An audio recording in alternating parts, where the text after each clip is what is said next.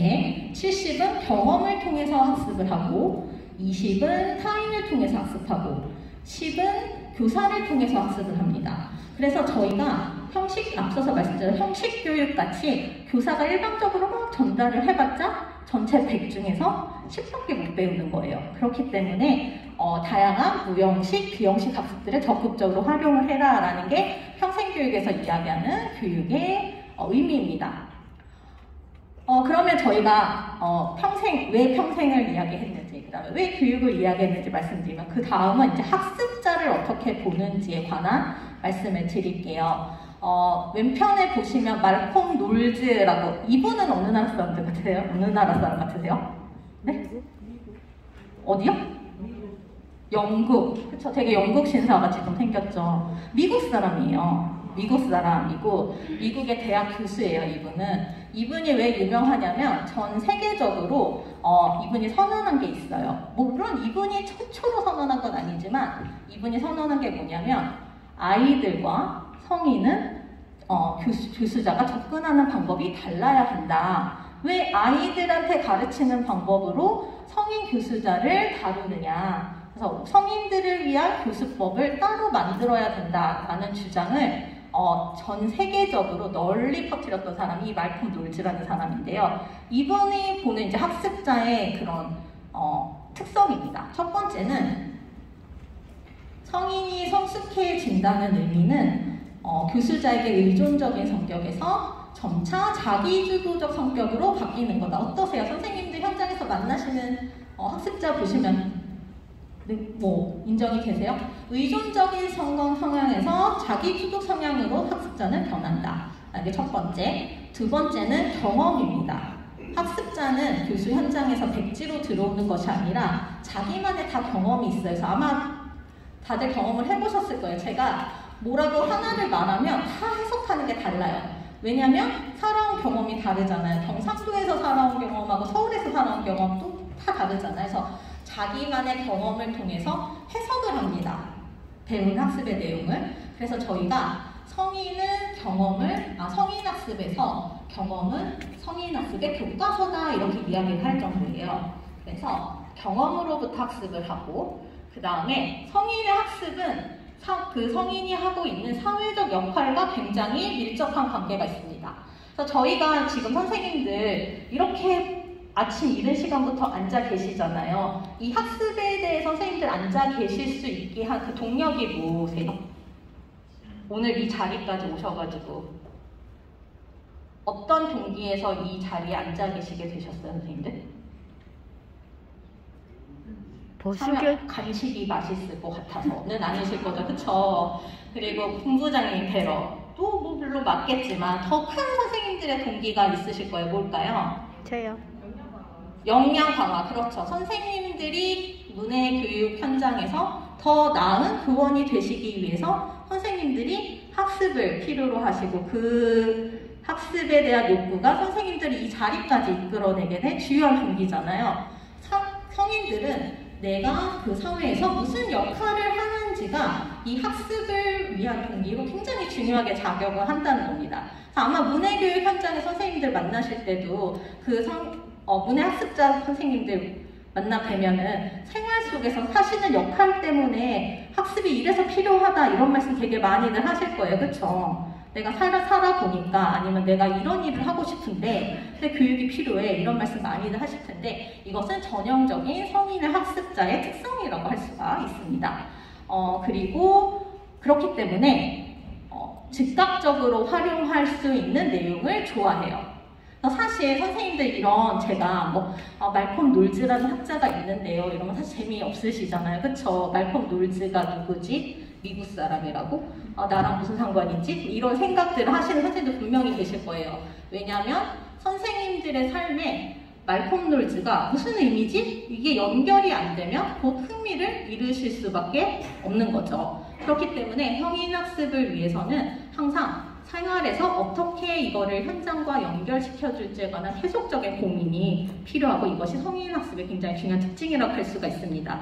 그리고 학습 동기는 외적인 요인보다는 내적인 요인이 중요하다. 그래서 성인학습의 경우에는 이거 안 오시면 혼나요. 벌 드릴 거예요. 이런 게 아니죠. 스스로 학습을 해서 이 학습에서 의미를 찾아 나가시게 하는 게 이 성인 학습자들의 굉장히 중요한 특징이고 그게 선생님들 지금 문해교육 현장에 계신 학습자분들의 중요한 특징이라고 할 수가 있습니다. 근데 이런 것들을 다 이제 정의를 한 게 평생교육이다 이렇게 봐주시면 될 것 같아요.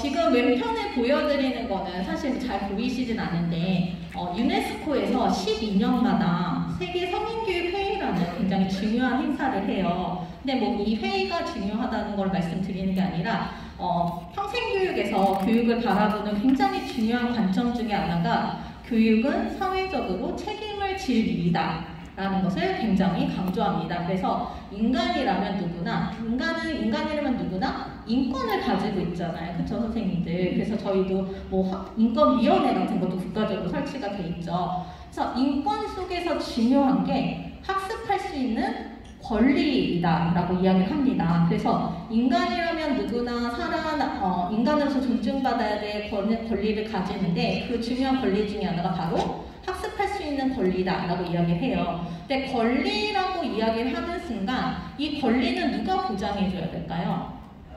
나라에서 맞습니다. 나라에서 국가에서 이거를 보장을 해줘야 된다는 거죠. 그래서 평생교육을 한다는 것은 인간의 기본 권리이고 이것을 지켜주는 것은 사회적 책임이다 라고 굉장히 강력하게 이야기를 합니다. 그래서 우리나라에서 사실 국가가 국민의 평생교육을 진행해야 되는 것은 국가의 책임으로 규정을 하고 있어요. 그래서 각종 법이나 그다음에 정책들을 추진하고 있는데 여기에 대해서 조금 말씀을 드리도록 하겠습니다.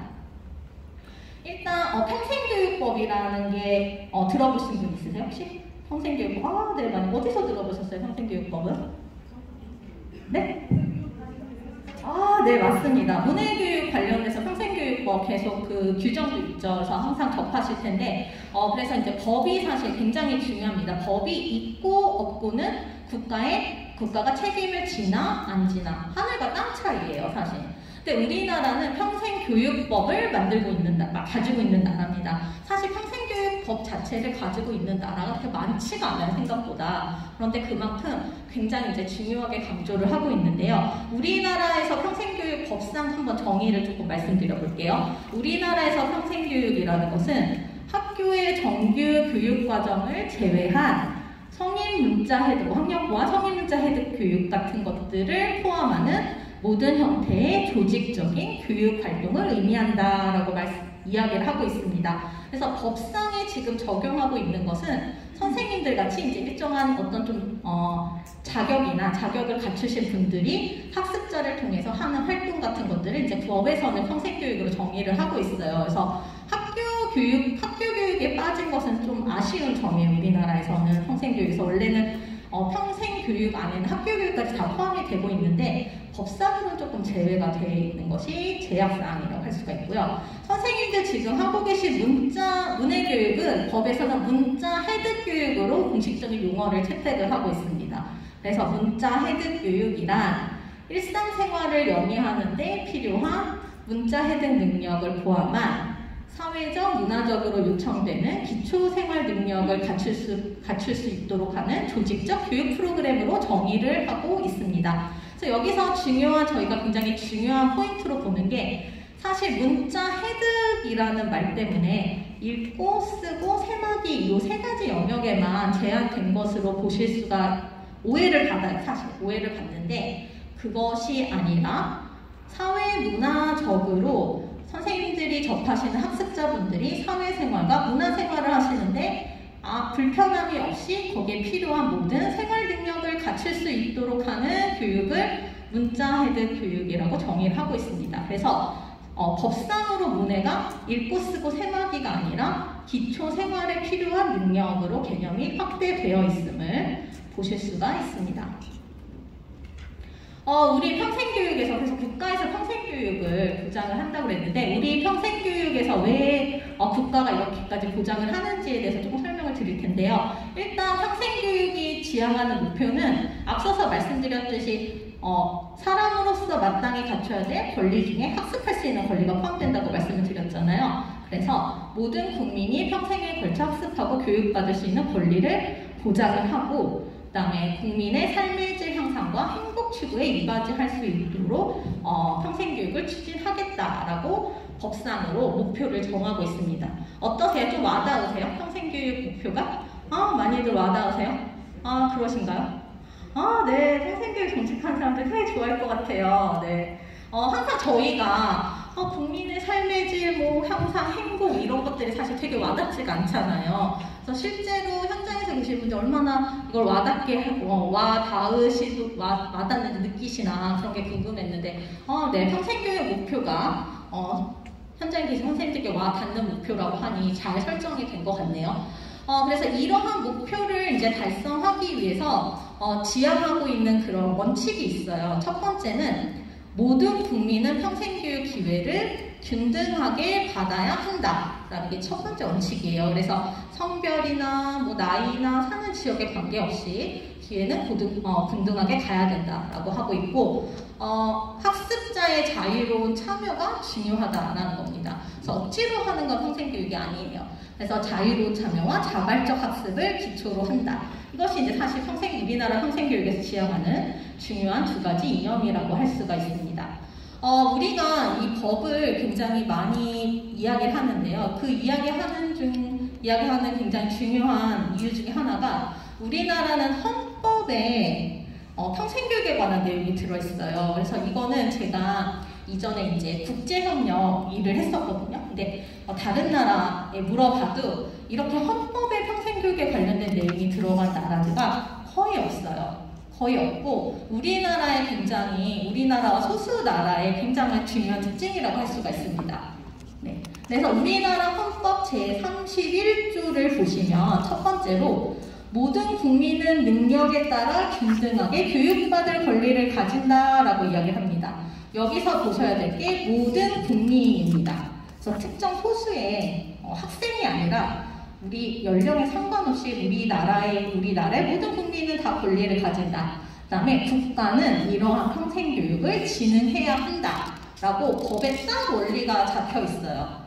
그러면 헌법에서 이렇게 규정을 하기 때문에 이 헌법에 규정된 정신을 실현하기 위해서 교육기본법을 만들고 평생교육법을 만들었어요.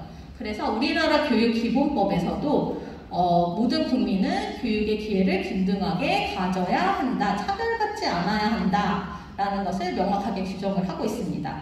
그래서 이걸 실현하기 위해서 선생님들 잘 아시는 이제 평생교육법이 만들어져 있고요. 그 다음에 시도와 시군구 단위에서는 평생교육 조례를 만들어놨어요. 그래서 우리 경상북도 전체에 시도 평생교육 조례가 있어서 도지사는 도민의 평생교육을 장려해야 된다 이런 내용들을 조례로 담고 있고, 선생님들 여기 오늘 경주에 계신 분들이 제일 많이 오셨다고 하니까 경주시에도 아마 조례가 있을 거예요. 경주시 평생교육 조례. 그래서 시장은 평생교육을 기회를 부여할 수 있도록 노력해야 된다 이런 것들을 또 다 규정을 하고 있습니다. 그래서 이러한 법 체계 속에서 선생님들이 지금 활동하시는 그런 문해교육에 대한 각종 지원들이 이루어지고 있다, 그렇게 보아주시면 될 것 같아요. 지금까지 이제 평생교육이 무엇인지 법이 어떤지에 대해서 말씀드렸는데 내용 어떠세요? 이해 잘 되세요? 네.